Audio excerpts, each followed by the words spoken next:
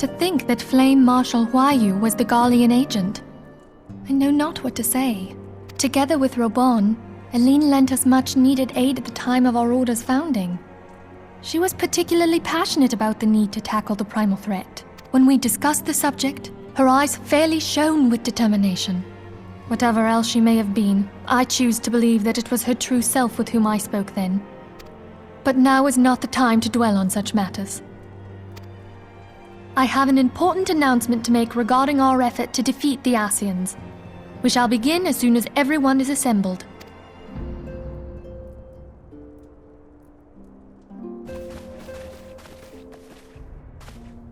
My thanks for coming, friends. Moonbreeder, the floor is yours.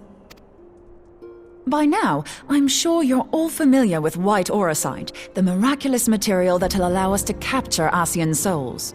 Back at Snowcloak, we verified its ability to absorb vast amounts of ether. Alas, it leaves something to be desired in the area of stability. The stone can only store ether for a short while before expelling its contents. In addition to auracite's inherent limitations, we must needs be wary of our enemy's strength. Our foe draweth upon an infinite wellspring of power. Even should we succeed in entrapping him, the stone will not long contain his wrath. Meaning that, if we want to kill the swine, we'll have to be quick about it.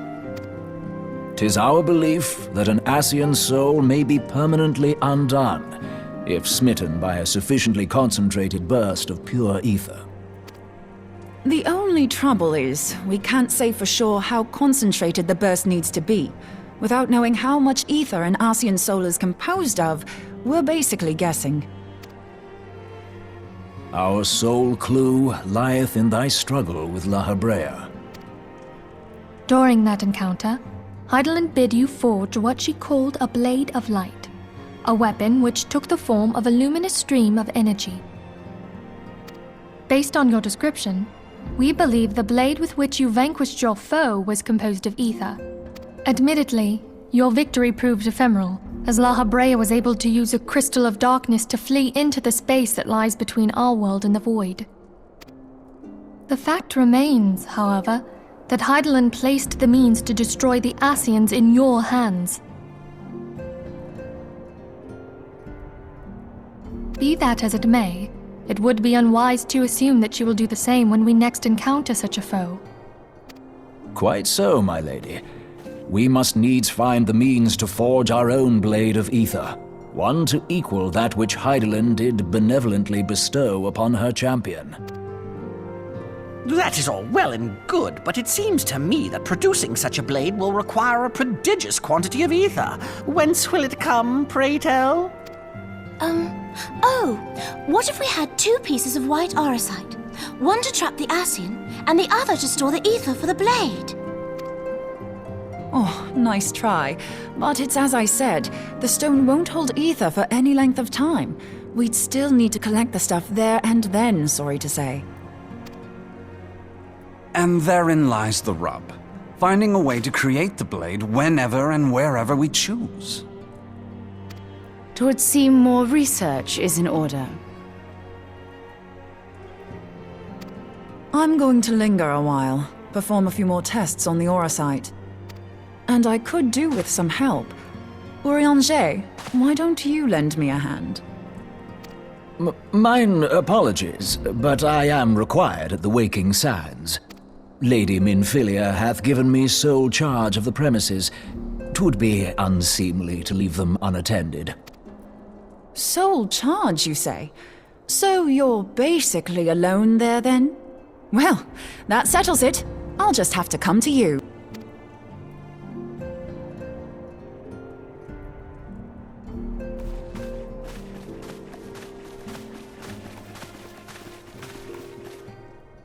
While you were afield, word arrived from the Sharlayan motherland.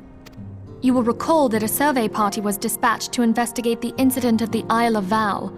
What they discovered was troubling, to say the least. According to the report, the isle has been erased from existence. 'Twas as if a hole had been torn in the very fabric of reality.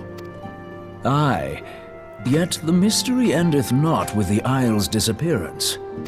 It hath come to light that a number of scholars in various other locales were reported missing at a similar juncture. What's more, they all had something in common with the head of the students of Baldessian. Every last one of them was researching a phenomenon called dimensional compression, or the rejoining as the ancient texts call it. I'll be damned if that's a coincidence.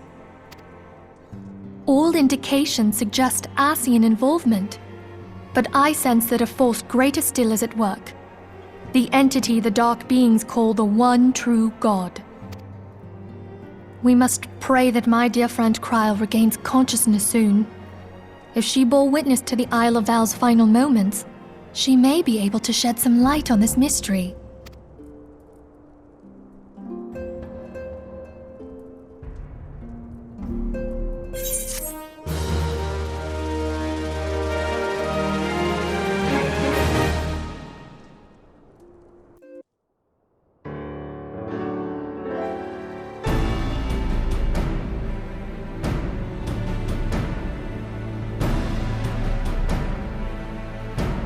Following the calamity, the forces of the 14th Imperial Legion entrenched themselves in strategic locations across Eorzea. So swiftly did they accomplish this, it was suspected that they had received help. To think that it came from Huayu, my right hand. There is more. We have reason to believe that Huayu didn't deal exclusively with the 14th. She also answered to a higher authority in Garlemald. But this higher authority could not have been the Emperor. By consenting to the Media Project, Solus Zos Galvus showed himself to be more concerned about preventing the spread of primal influence than claiming Eorzea for the Empire. He would happily have seen the lot reduced to ash. We believe a number of high-ranking figures within the royal household were against the decision, but that they knew better than to oppose the Emperor openly. Of course, this didn't prevent them from making clandestine provisions, in which Huayu played a part. Alas, these provisions did not prevent Dalamud from falling, and the ensuing chaos changed the face of the realm forever. Yet Eorzea survived. To all intents and purposes, the Meteor Project had failed, and the Empire was left to rue its lack of a decisive means to eliminate the primals. Until, that is, it stumbled upon the Ultima weapon. Even before the accursed thing was dug up, it seemed to me the 14th had the might to overwhelm our weakened armies. Yet they chose to hide behind their walls. Why? The Black Wolf was wary of making the denizens of Eorzea desperate, lest more primals emerge to bleed the land. The discovery of the Ultima weapon, however, emboldened him to resume his war of conquest in earnest. But there was one in Garlemald who believed that Van Belsar's actions were premature. One who stood higher in the Imperial Army's chain of command. He ordered the Legatus to halt his advance, only to find that the Black Wolf had slipped its leash, and that the 14th now acted alone. In a bid to bring Van Belsar to heel, he used the agent he had planted in Ul'dah prior to the calamity to undermine the Legion's efforts. A man who outranks Van Belsar, yet opposed the late Emperor's decision to annihilate Eorzea. This could only be the former High Legatus of the Garlean army, now known as Emperor Voris Zos Galvus. So he was Huayu's true master. But one of several in actual fact. We've learned that even as Huayu served the Empire's interests, she sold Imperial secrets to a certain faction in Eorzea. In so doing, she helped to maintain the status quo, thus prolonging the conflict. Considering who stands to profit from war, it isn't hard to imagine who her other masters were. Seven hells! You mean to say that she was a double agent? Triple, if you consider her services to Van Belsar and the new Emperor as separate. As neatly as these pieces seem to fit, one aspect of the puzzle remains unclear to me. By whose will was the Marshal feeding intelligence to the heretics? And try as I might, I fail to see how aiding their cause would profit either her Imperial or Monetarist masters. Could it be that another hand is at work here? If so, Huayu must be made to reveal whose it is.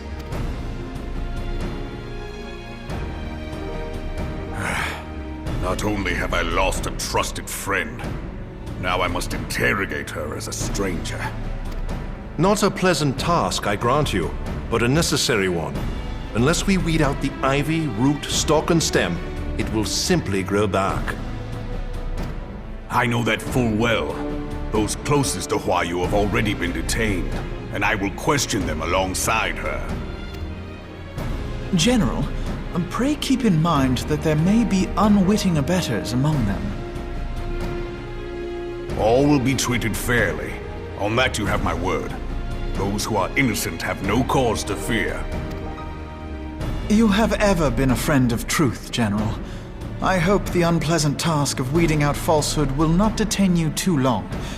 Though it be for the sake of Eorzea, doubting one's comrades is poison to the soul.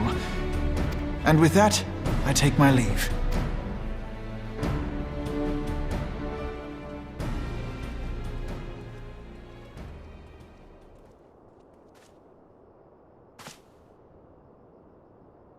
All these years, I've been made to dance to their tune. How could you, Huayu?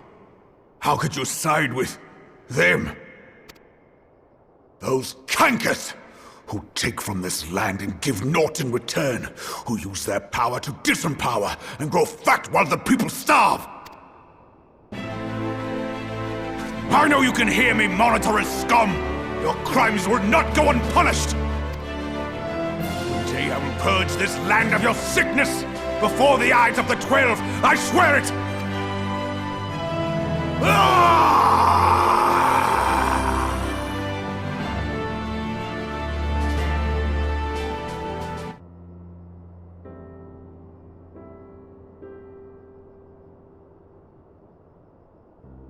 I shall have no further need of you this day.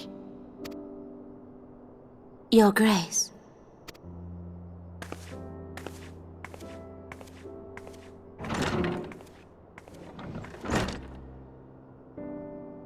I fear that not even mine own chambers shall remain private for long. Has the situation grown so grim?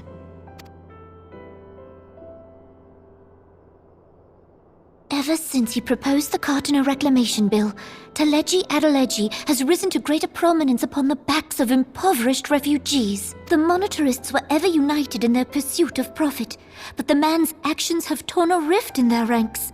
They snap at each other as rabid dogs. Yet now is not the time to be bickering among ourselves. If this bickering is a threat to law and order, might you not have grounds to dissolve the Syndicate? Would that the solution were so simple, Admiral. Alas, my moving to dissolve the Syndicate is certain to spark outrage among the influential merchant class, whom the Cabal represents. This would serve to exacerbate the current unrest, and peace would slip still further away. Be they rich or poor, natives or refugees, all who reside in Ul'dah have a right to pursue happiness. It is the duty of a ruler to protect this right. If I am to perform my duty, I must needs tread warily. It would not do to make enemies heedlessly. Were Lord Lolorito here, he would doubtless say that I have my head in the clouds. A ruler is required to take a wide view. Try as we might to cater to all needs, some will inevitably be overlooked. As such, there shall ever be citizens who feel aggrieved. It cannot be helped. But as you have informed us, the monetarists take no view but their own. They hunger for power while the masses starve. In the absence of a common cause, it seems beyond any one individual to make Ul'dah whole. And the presence of a Garlean agent within the Immortal Flames only makes matters worse. Even accounting for Uldar's historic reliance upon mercenaries, such a grievous breach of security is unprecedented. I fear this business will provide the monetarists with a rod to beat Rauban. Eorzea can ill afford for the immortal flames to be dampened now. Ere long, the Garleans will turn their ravenous gaze toward our lands once more. If we are to resist their might, our nations must stand together. Yet for this to happen, our nations must be whole. Cannot be done to improve the situation in Uldar. The true wealth of Uldar lies in the health, happiness, and hopes of her citizens. Alas, the citizens shall never know these things, so long as their lives are ruled by the ambitions of the few.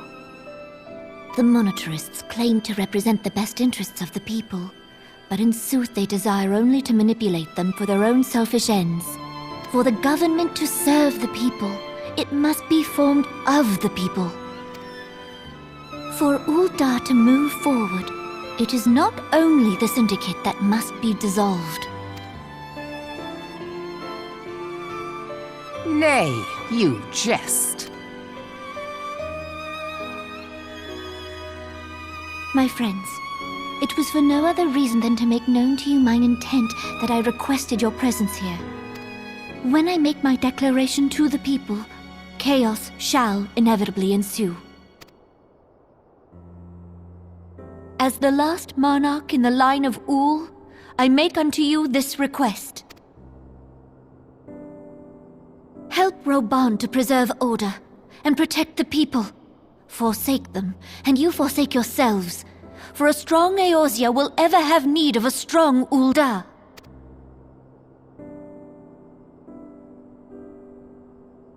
Your Grace, are you certain of this?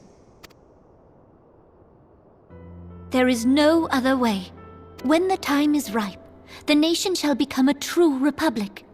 Both royalists and monetarists shall cease to be. Uldar will no longer belong to kings or queens or merchant princes, but to her people.